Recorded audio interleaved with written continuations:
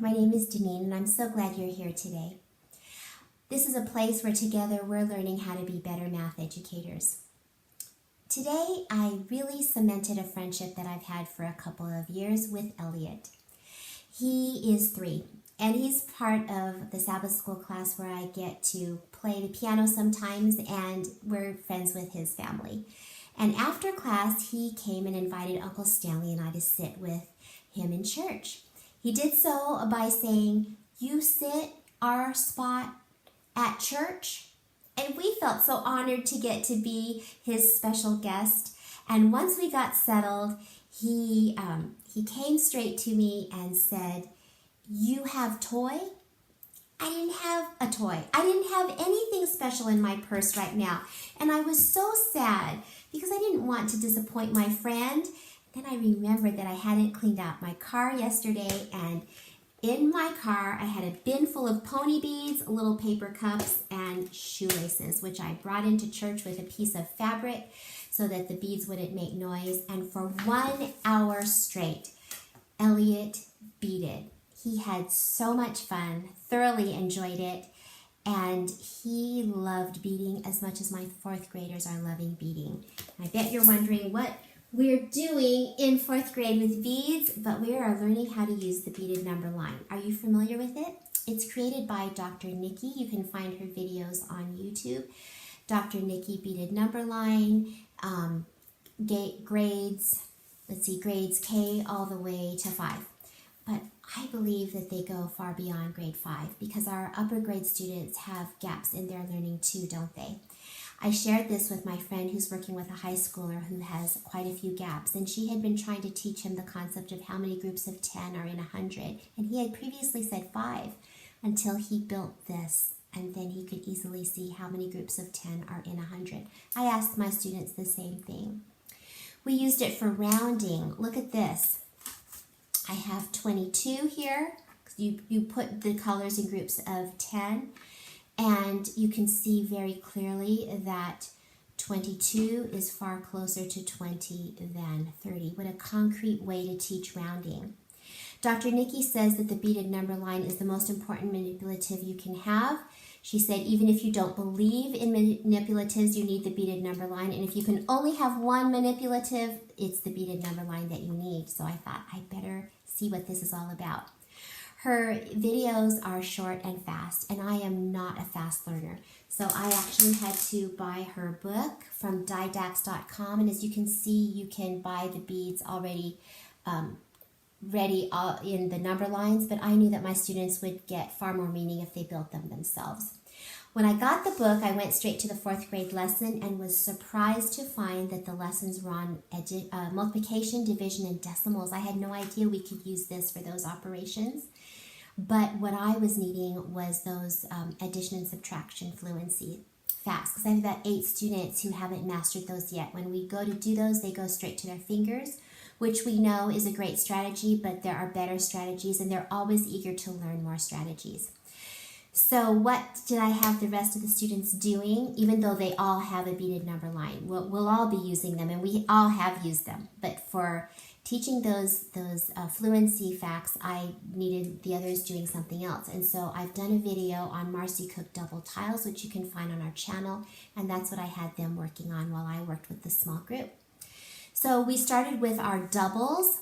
Let's do 8 plus 8. I thought I would see them counting out 8 beads, but I was thrilled to see them take 2 away from the 10, and then they had 8. Then we do that again. We take 2 away from the 8, but I have 2 here that I need to compensate for, so let's move those away. And when you put it together, you can see that 8 plus 8 is 16. They didn't want to stop. We did all the doubles. Then we did the doubles plus 1. Let's do 7 plus 8. So I have my 8. Let's do our 8 again. And then let's do 8 again here. But, I need 7, don't I? I have 8 here. I need 7. So I'll pull 3 away. But I have 2 here that I need to compensate for. So I'm going to pull 2 away from here. And when you put it together, you can see that 7 plus 8 is 15. They didn't want to stop, but I wanted to get to 2 plus 2 digit addition. So we started with 28 plus 26. We wrote it on our whiteboards, and I wanted them to see those groups of 10. So I have 20 here, I have 20 here, and I want to make another group of 10 here with the ones. So I'm going to pull over 2, making another group of 10. And this isn't a 6 anymore, is it? I have to take 2 away, so it's a 4. And we add that over there. Now let's build it. Building it really gets you thinking even more. So I have 20, and I'll pull 2 away from my 8. That's 28. Then I need to build 26. So here's 20, and I need 6. So I'll pull 4 away, but I have these 2 over here. So I'm going to pull 2 away, and then I should have 10, 20, 30, 40, 54. They wanted more and more and more. This is awesome. I love this. 10 plus 10. Yeah, 20 plus 20 is 10. It's 40. 10 plus 10 plus 2. Another really fun one that we did was 47 plus 53. Let me show you how we did that. We're looking for those groups of 10, 40 plus 50, and then I can make another group of 10 right here. You can see where this is going. 47, 10, 20, 30, 40. I'll bait my 7 with pulling 3 away, and then I need to make 53. 10, 20, 30, 40, 50 with the 3. And you can see that it used up every single bead, and it equals 100. I love how manipulatives allow for differentiation. And Isaac D, on our very first day, he already figured out. He said, you know, we can use this for a lot bigger than 100 because we could make each bead worth 100. And then I would end up with 1,000 here. You can see where his brain is going, and the kids were so excited. I bet that's what's going to happen when we get to decimals. And manipulatives, I find, always allow for differentiation in ways that worksheets never quite can.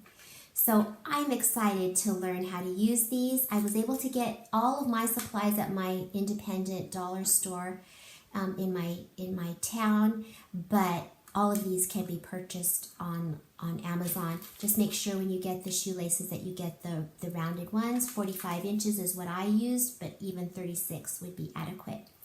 So I'm looking forward to learning some more things and maybe sharing some more lessons with you on the beaded number line.